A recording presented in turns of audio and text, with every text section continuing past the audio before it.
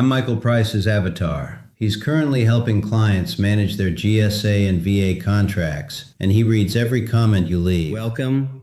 I'm Michael Price, your host. Today is June 11th, and I'm Nancy, your co-host. Imagine, waking up on a Tuesday morning, checking your inbox, and finding out the federal government has just completely canceled the certification that keeps your entire business alive. Right, just overnight. Yeah, exactly, overnight. And why? Simply because you can't produce this, absolute mountain of legal documentation proving you've been a victim of discrimination. No, it's wild. It is. And over 1,000 federal contractors just live that exact nightmare. It's a brutal reality check, honestly, because we're witnessing a total systemic reconstruction of, who gets access to billions of dollars in federal support? Yeah. And perhaps more importantly, how fiercely the government is now policing those boundaries. It's a massive paradigm shift. It really is. And giving you, our listener, a clear, thorough understanding of these tectonic shifts within the Small Business Administration, the SBA is exactly our mission for this custom-tailored deep dive today. Absolutely. But before we get into the weeds on this, we really need to make a quick note on our sources today. Good call. Yeah, because we are looking at documents from June 2026, and they contain some highly charged political statements.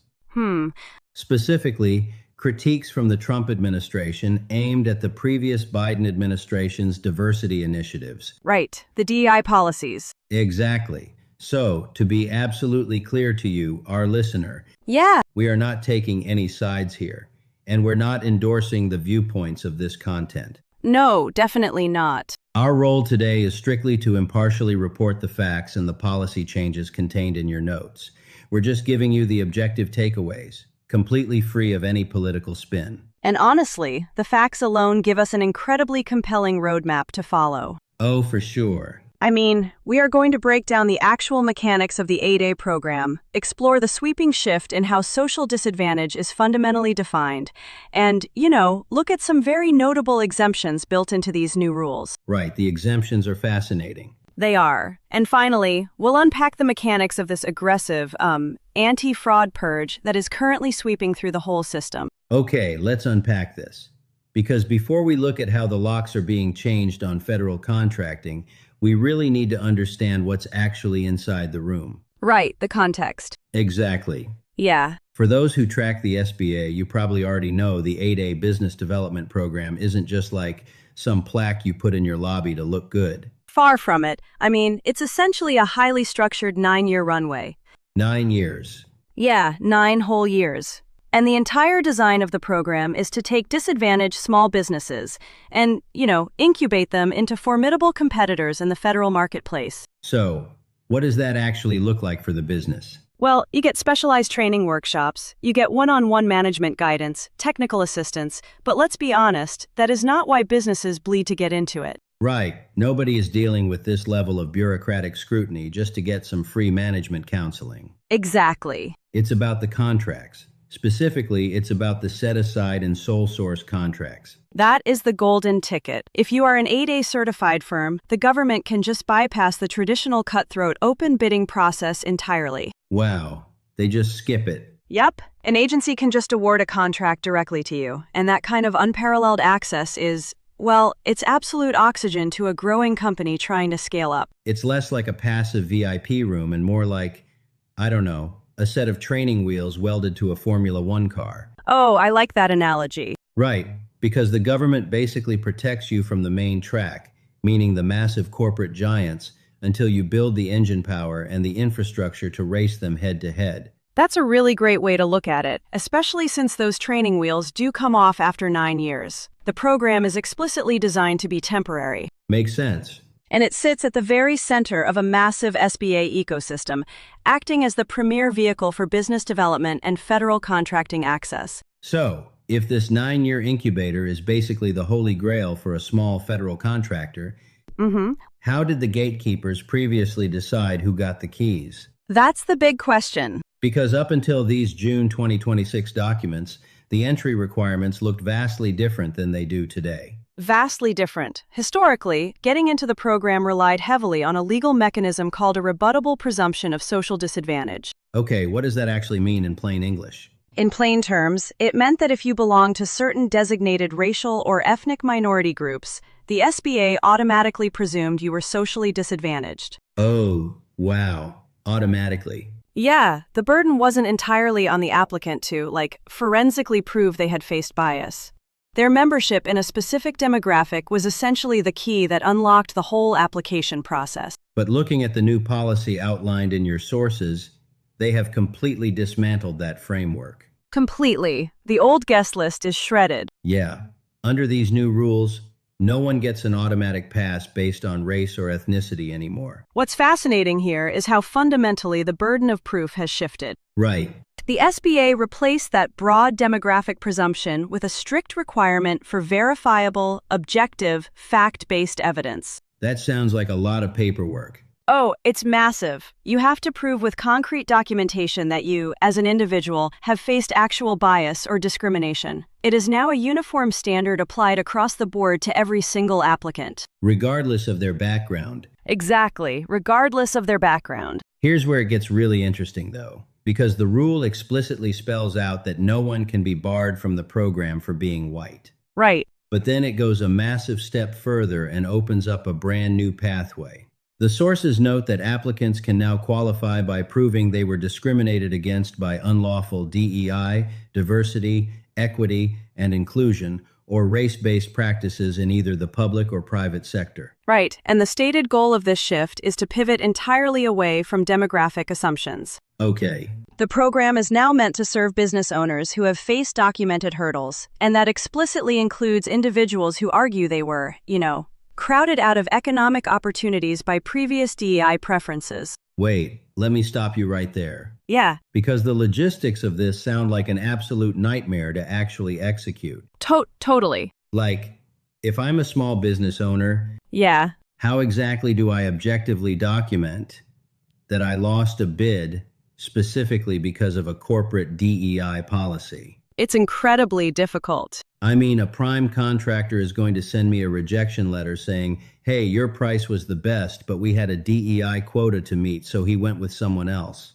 No, of course not. So it feels like the SBA is replacing a simple demographic checkbox with a near impossible legal hurdle. You've hit on the exact tension driving this entire overhaul. Proving the absence of an opportunity due to a specific ideological policy is an immense forensic challenge. Yeah, I can imagine. It requires a business to essentially act as its own private investigative firm before they even submit an application. So, what does that proof actually look like in the real world? How do you litigate your own disadvantage? Well, we are talking about filing Freedom of Information Act requests. Oh, FOIA requests. Those take forever. Exactly. You file them to uncover scoring rubrics from public procurements, just to see exactly how points were awarded. Wow. We are talking about analyzing competitor bid histories, digging up internal emails uncovered during formal contract disputes, or securing sworn affidavits from procurement officers. Affidavits. So you basically need them to swear on the record that demographic factors actively outweighed price or technical capability. Precisely. You aren't just telling a story of disadvantage anymore. You are actively prosecuting a case. Which brings us to the financial side of things. Because proving you face this social bias, the discrimination piece, is really only half the battle. Right. It's only one pillar. The 8 program rests on 2 distinct pillars. You have social disadvantage and you have economic disadvantage. Okay. Social is the bias piece we just discussed. Economic disadvantage evaluates the cold, hard numbers, your personal net worth, your income, and the total assets of your business. So it's basically a threshold to ensure you actually need the help. Exactly. It's designed to ensure you genuinely lack the financial capital to compete in the free enterprise system without government assistance. And the financial spigot is being tightened across the board, not just within 8, right? Oh, absolutely. Because the sources point out that back in February 2025, the SBA rolled the broader, small, disadvantaged business contracting goal back to its strict statutory level of 5%. Yep, they effectively rolled back previous administrative expansions. That's a huge shift. It's a very clear signal to the market. The agency is contracting its scope, ensuring that these programs do not exceed their strict legislative mandates. They want federal dollars to be tightly controlled.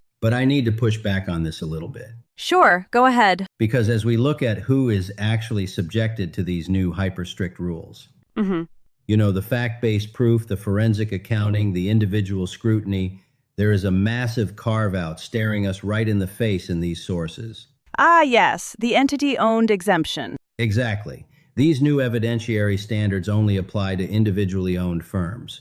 That's correct. The rules remain entirely unchanged for entity-owned participants. And who does that include? That category includes businesses owned by Indian tribes, Alaska Native corporations, Native Hawaiian organizations, and community development corporations. To you, our listener, this has to look like a staggering paradox. It really does. I mean, the SBA is instituting a brutal evidentiary gauntlet for like the mom-and-pop contractor in Ohio, demanding they legally litigate their own disadvantage. Right. But they're giving a complete business-as-usual pass to these massive multi-million-dollar entity-owned conglomerates. How does that dual-track system make any logical sense? It looks totally paradoxical on its face, absolutely. But if we connect this to the bigger picture, you start to see where administrative policy violently collides with constitutional law. Okay, constitutional law. How so? Well, when you are dealing with Indian tribes or Alaska Native corporations, you aren't dealing with standard corporate entities under normal business law. Right. You are dealing with sovereign nation status, centuries-old tribal treaties, and incredibly specific congressional statutes. So it's not just a matter of the SBA arbitrarily deciding they want to treat them differently. No, not at all. The SBA actually lacks the authority to treat them the same without a literal act of Congress. Oh, wow. Yeah, sovereign immunity in these historical treaties create an incredibly powerful legal shield. Makes sense. Sweeping administrative reforms from an executive agency can fundamentally alter the rules for an individual business and business owner in D.C., but they have to navigate around the entrenched legal structures of a tribal corporation. Right?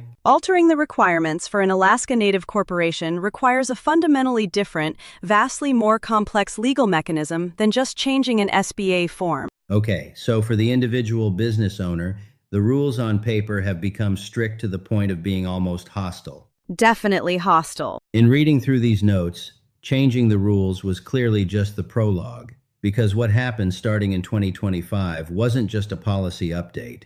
It was a scorched earth enforcement campaign. It really was. We are shifting from policy theory to harsh administrative reality. We are looking at a system-wide purge. The agency realized that tightening the lock on the front door doesn't really matter if the house is already full of fraud, shell companies, and pass-through abuse. Let's clarify pass-through abuse mechanically, because it is central to why the SBA went on the warpath. Okay, sure. This is when an 8 certified firm uses its protected status to win a massive sole source contract, but they don't actually have the capacity to do the work, right? Exactly. So they essentially act as a middleman, passing the contract and the actual labor through to a massive non-disadvantaged corporation. Spot on. The large corporation does all the actual work. The 8 firm takes a percentage off the top just for passing the paperwork through, and the government gets cheated out of the program's entire purpose. Which is to build the small firm's operational capacity. Right. It completely breaks the incubator model. And the timeline of how the SBA dismantled this is wild. It wasn't some slow, phased rollout. It escalated immediately. Oh yeah, they moved fast. In June 2025, they launched the first ever comprehensive audit of the 8 program in its entire 50-year history. Which is crazy to think about. 50 years. Right, digging through 15 years of high-dollar contracts. And that audit quickly triggered a systemic crackdown.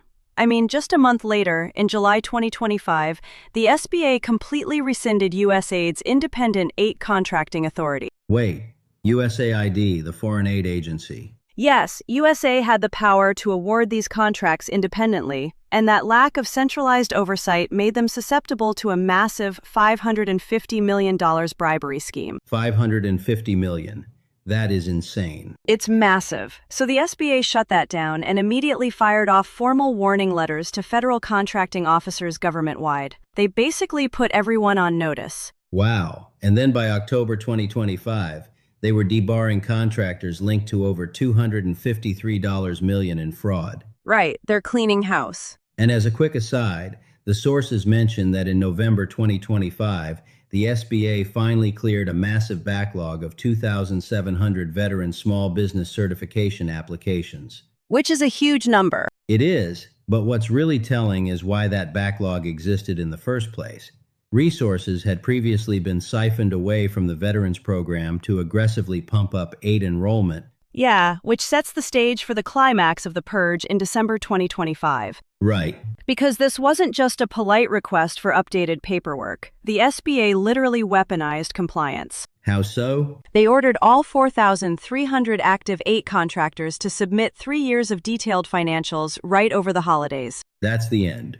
Over the holidays. Yeah, it was a dragnet designed specifically to look at the ratio of prime contractor revenue versus subcontractor payouts. They wanted to catch those pass-through schemes and shell companies red-handed. And it was a trap that worked perfectly. Just weeks later, in January 2026, over 1,000 contractors were suspended for failing to provide those documents. It's staggering. That is over a quarter of the entire program suspended overnight. They didn't blink, and they didn't stop there either. No, they didn't. In February 2026, they zeroed in on that economic disadvantage pillar we talked about earlier. They went into their own backyard and terminated over 150 DC-based firms, specifically for failing to prove they actually lacked financial resources. And by March 2026, they initiated formal termination proceedings for another 620 firms that had simply ignored the original document requests. Just ignored them. Yeah, think about the sheer aggression of that timeline. This isn't like a routine tax audit where you get a warning and a small fine. No, not at all. The SBA literally changed the locks on the doors and handed out mass eviction notices to anyone who couldn't legally and financially justify their presence in the room. It is a definitive message to the market that the era of the benefit of the doubt is completely over. Yeah. The SBA is demanding absolute transparency and bulletproof proof of eligibility, both upon entry and continuously throughout a firm's time in the program. So bringing this all back to you, the listener, whether you are a job creator, a federal contractor, trying to navigate this absolute maze, or just someone fascinated by how the gears of government are actually turning right now, the entire landscape has shifted beneath our feet. It really has. Access to these lucrative government contracts has moved entirely away from demographic assumptions.